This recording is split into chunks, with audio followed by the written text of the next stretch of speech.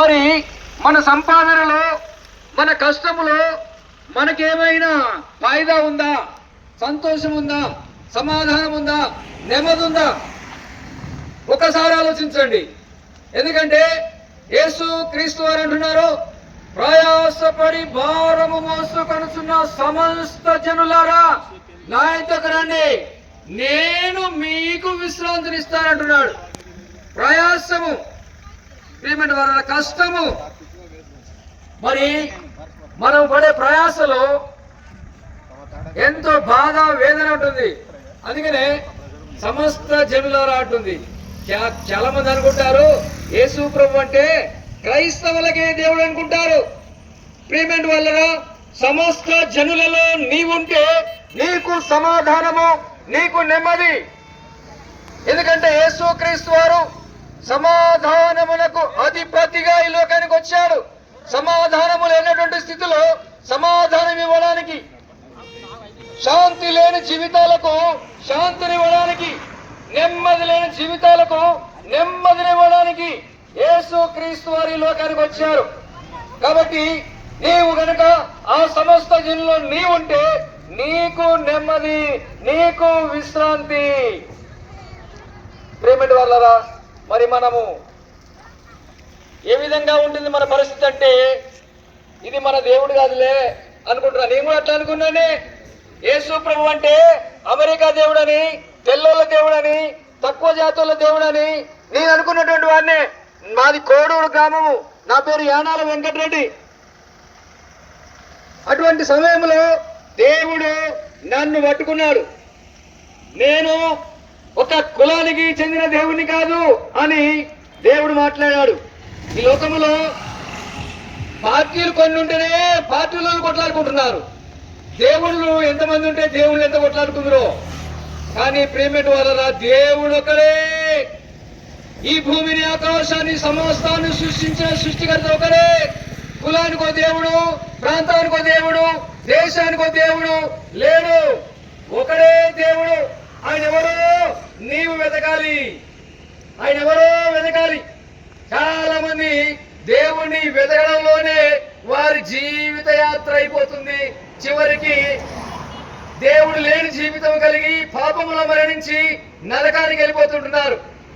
కాబట్టి ప్రేమటి వాళ్ళరా, ఈ లోకంలో మన కన్ను మూస్తే రెండో స్థలాల్లో కన్ను తెరవాలి.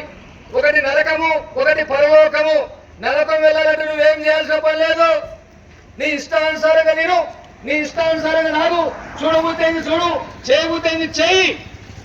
నేను దానికి ఏమి ప్రయత్నం చేయాల్సిన పని లేదు. చనిపోయి నరకం పోవచ్చు. ఆ నరకం తప్పించుకోవాలంటేనే యేసు క్రీస్తు మాత్రమే మార్గం, మాత్రమే అని అంటారు కొంతమంది. ఎందుకు అంత మాత్రమే అని చెప్తారు మీరు? మేమైతే అందరూ ఒకటే అని చెప్తాం. మీరు మీ దగ్గర ఉంది ఇది ఒకటే, యేసుక్రీస్తు మాత్రమే అంటారు. అందుకనే మిమ్మల్ని మేము ఒప్పుకోమంటారు. ప్రేమటి వారా, ఈ లోకంలో మనల్ని ప్రేమించిన వారు ఎవరు లేరు. మన కొరకు ప్రాణం పెట్టిన వాళ్ళు ఎవరు లేరు. మన బంధువులు కానీ, మన మిత్రులు కానీ, మన తల్లిదండ్రులు కానీ, మన అక్కజల్లు కానీ, మన అన్నదల్లు కానీ ఎవరు కూడా మన కొరకు ప్రాణం పెట్టరు. యేసుక్రీస్తు మనల్ని ప్రేమించి మన కొరకు తను ప్రాణం పెట్టాడు. అందులో ప్రేమ ఉన్నది. మనం ఇంకనూ పాపంలో ఉండగానే ఆయన మన కొరకు చనిపోయాడు. అది దేవుని ప్రేమ. కాబట్టి ప్రేమటి వలన ఆ ప్రేమ గల దేవుడు ఈ సాయంకాలంలో నిన్ను రండి రండి అని పిలుస్తున్నాడు. వస్తే నీకు సంతోషము, సమాధానము. ఈ లోకంలో సంతోషం, సమాధానం కొనుక్కోవాలని చాలా మంది ప్రయత్నం చేస్తుంటున్నారు. అది డబ్బులు పెట్టి కొనుక్కుంటే దొరికేదైతే మనకు అందుబాటులో ఉండేది కాదు. అది మరి ఎవరో టాటా, బిర్లాలు, అనిల్ అంబానీలు కొట్టేసేవాళ్ళు. కాబట్టి ప్రేమటి వారా, సంతోషం, సమాధానం అనేది కొనుక్కున్నది వచ్చేది కాదు. సృష్టికర్త అయినటువంటి దేవుణ్ణి మన హృదయములో కలిగి ఉంటే వచ్చేదే ఆ సంతోషం. ఈ సంతోషము నీకు కావాలనా?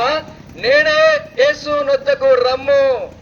ఎక్కడ దొరకదో ఈ లోకములో.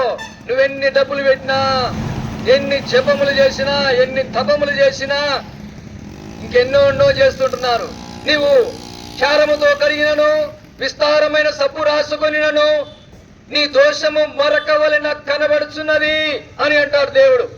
నువ్వు ఎన్నో చేస్తుంటావు, ప్రయత్నం చేస్తుంటావు, నీ పరలోకం పోవాలి, నీ స్వర్గం పోవాలి అని అన్నదానాలు, భూదానాలు, వస్తుదానాలు, ఎన్నో దాన ధర్మాలు చేస్తుంటున్నారు. అవన్నీ కూడా మురికి గుడ్డల వలె. కాబట్టి నీకు సంతోషం ఎక్కడ దొరకదు?